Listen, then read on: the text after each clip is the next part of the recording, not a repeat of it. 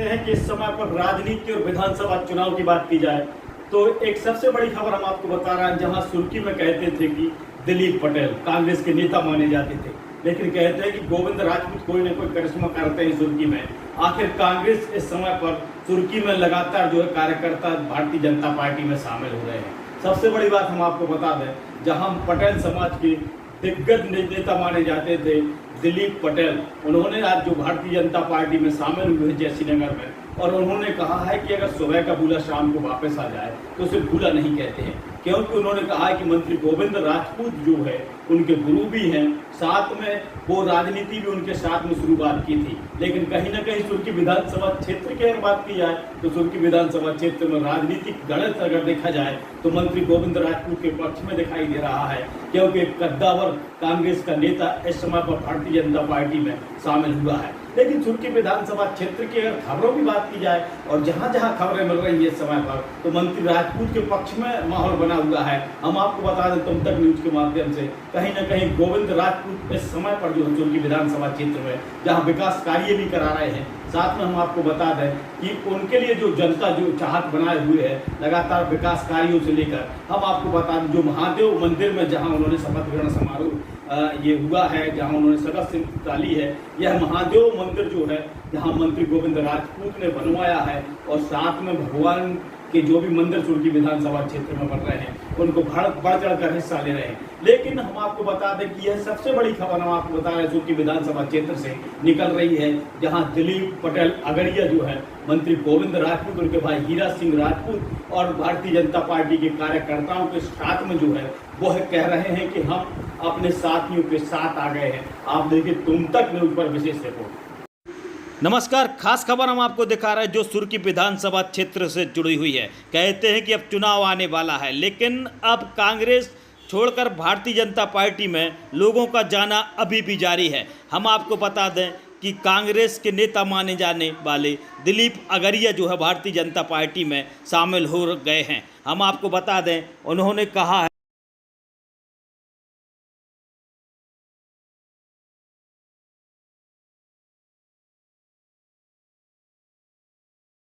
भगवान की राजा रामचंद्र की लव कुश भगवान की।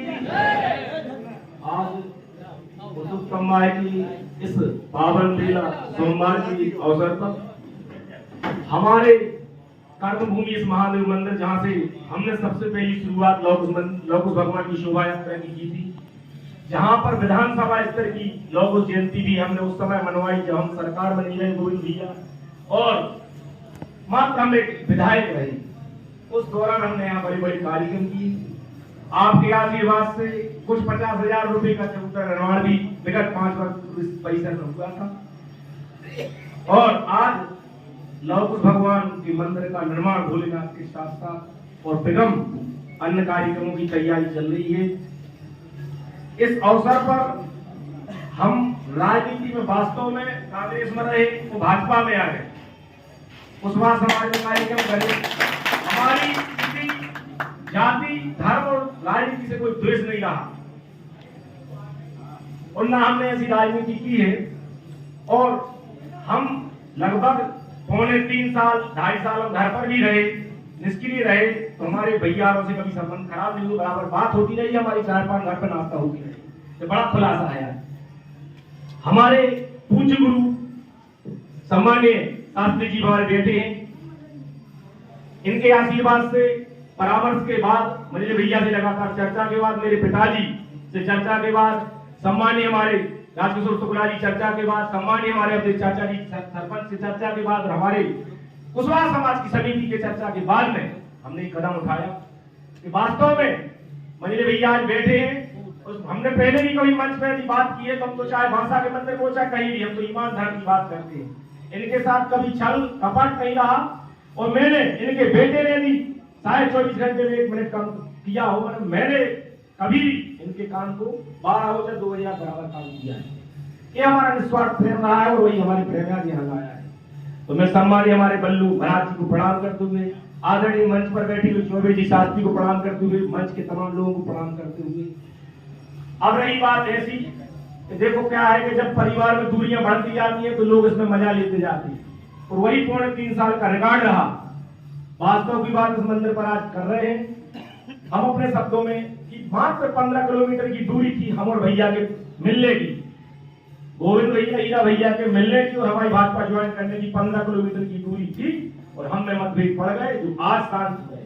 गुरु महादेव भगवान तो क्या है, हम भी सत्संग करते हैं, ब्राह्मणों की बस्ती में रहे भैया के साथ मिले भैया के कि जब वशिष्ठ जी ने राजा राम जी का राज तिलक रात में तैयारी की उस सुबह वनवास हो गया। समय की बात है, रात में राज तिलक की तैयारी होने लगी, मुहूर्त निकल आया उस सुबह भगवान राम को वनवास जाना पड़ा। वही ये दूरियां हैं। और जब भरत जी ने वशिष्ठ जी से पूछा कि कैसा आपने मुहूर्त निकाला तो वशिष्ठ जी रोने लगे, कहने लगे सुनऊं भरत भाभी प्रबल विलख कहूं मुनिना लाभ हानि जीवन मरण जस पे जस विधि। हाँ, इन्हीं का विधान जो होता है वो होके रहता है। हमारे लिए 3.5 साल की दूरियां होनी थी, हुई, और जब ईश्वर ने संयोग जोड़ा तो हम आपके बीच में हैं। हमारे नए पुराने साथी हैं, बिना ईर्ष्या द्वेष के हम उनको अपनाएंगे, कंधे से कंधा मिलाकर इस परिवार में सहयोग करेंगे। कभी आपको ये देखने नहीं मिलेगा कि हमारे बीच में कुछ आपको ऐसा देखने मिले। बाकी आप समझदार हैं, मैं ज्यादा कुछ ना कहते हुए अपनी वाणी को विराम देता हूँ। मेरे साथ बहुत से 2-3 गाड़ियां आई थी, साथी लोग आए हैं, उन तमाम लोगों को भी तो पहले से ही शामिल हैं। हमारी दरियाबाई के लिए जो लगातार हमारे बीच में बैठते रहे, भले हमें मतभेद रहे और सतत सब लोग संपर्क बनाए रखे। सबका पुनः पुनः धन्यवाद, सबको कोटि कोटि प्रणाम।